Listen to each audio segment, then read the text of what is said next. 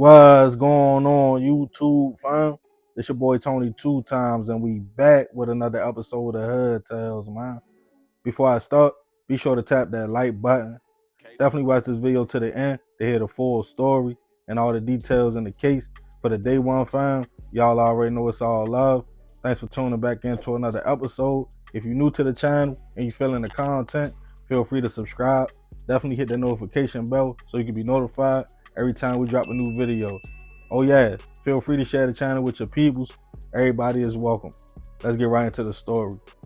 In life, when we meet people, whether out and about or at work, we usually take them at face value.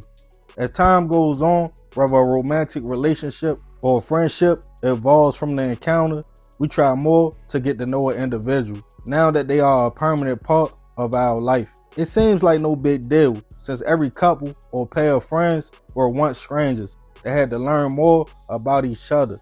But the thing is about people, we all introduce ourselves as shells or representatives of who we really are. It takes a long time to be able to say you really know a person. And even then, you really only know what they put out and want you to know. But despite all that, it's nice when you connect with a person and you feel like you are not alone and have somebody in your corner.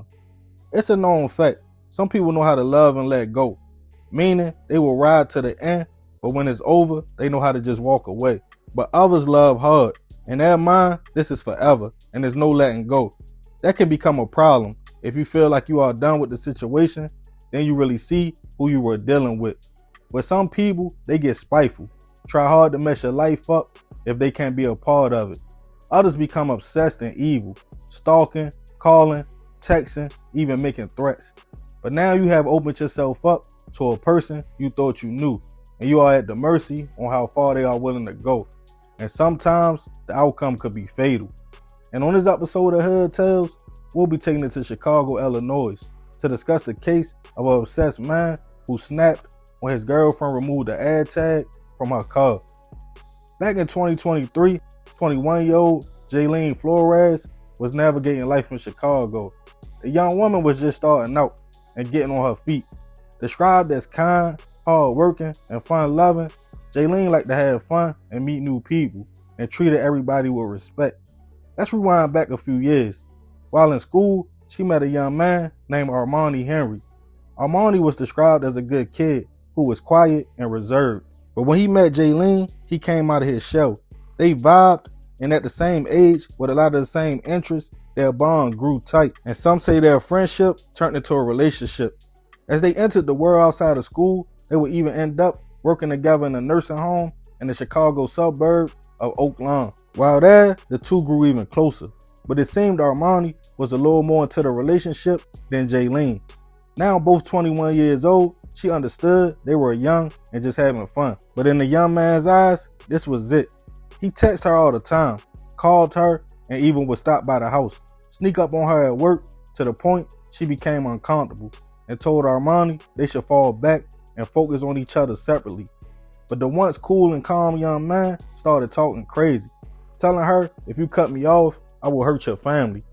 Little did Jaylene know, Armani had a history of becoming obsessed with his girlfriends and even putting hands on them, as he had just recently caught a charge before they got together for not leaving his ex alone. Scared, she decided she would go get a protective order on the young man and even quit her job and went to work for Amazon. Every time somebody went to serve the order though to Armani, which was approved by a judge, the occupants of the home stated he didn't live there. She filed for the order in April of 2023, and by June of that same year, it was null and void due to Armani never officially being served. He wouldn't stop though, pulling up to Jaylene's new job, still making threats, telling her he would do something to her brother, who she loved a lot and wanted to protect. She would eventually also leave that job as well and go to work at a grocery store in the Chicago suburb of Evergreen Park. She figured out now Armani would fall back, but she was wrong.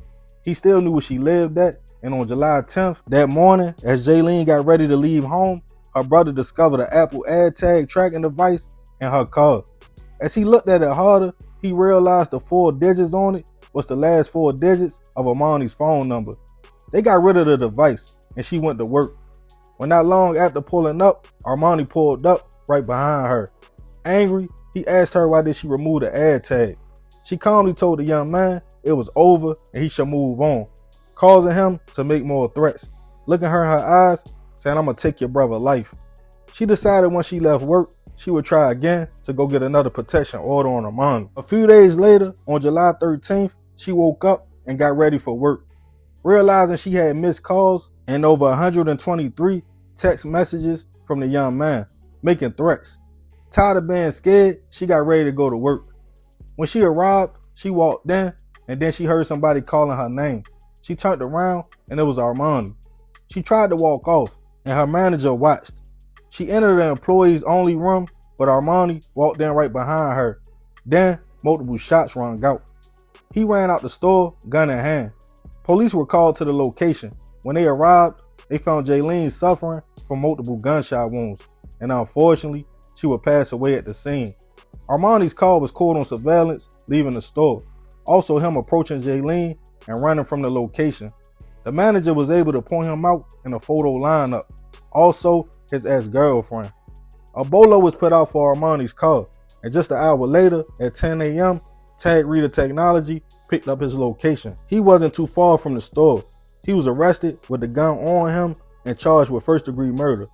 As Jaylene's family received the news, they were devastated and stated Jaylene did everything to get away from the young man before finally telling him they can be best friends so he wouldn't snap and feel like he was losing her. At his first court date, his grandfather spoke out, claiming Armani was a good kid. He didn't understand what went wrong. He claimed he would call Jaylene his best friend and stated he even saw the two together just 2 weeks prior to the incident. He claimed they tried their best to help the young man who dealt with mental illness and were confused on how he even got a gun in the first place. He was held with no bail, and as of now, Armani's next court date is scheduled for this month. Rest in peace to Jaylene. I send my prayers and condolences to her family. Dealing with somebody who won't let go can be hard, and once they know everything about you, like where you live and work, you are really at the mercy on how far they are willing to go, like I said earlier, unless you get up and decide to leave everything. But I'm going to leave this one open. I want to know y'all thoughts about the situation. And have you yourself ever ended a relationship and the person didn't want to let go and became obsessed? If so, how did you deal with it and how did it play out? Let me know in the comments. And remember, we got to succeed, not to fail, so we won't be just another hood tale. Yeah, man, crazy story. Rest in peace, that young lady. I definitely send my prayers to her family. But I ain't gonna talk too much more about this one. Like I said, y'all leave it in the comments. I appreciate you if you made it to the end. Y'all already know it's all love, fam. This is another episode of Hood Tales. It's your boy Tony 2 times. I'm out.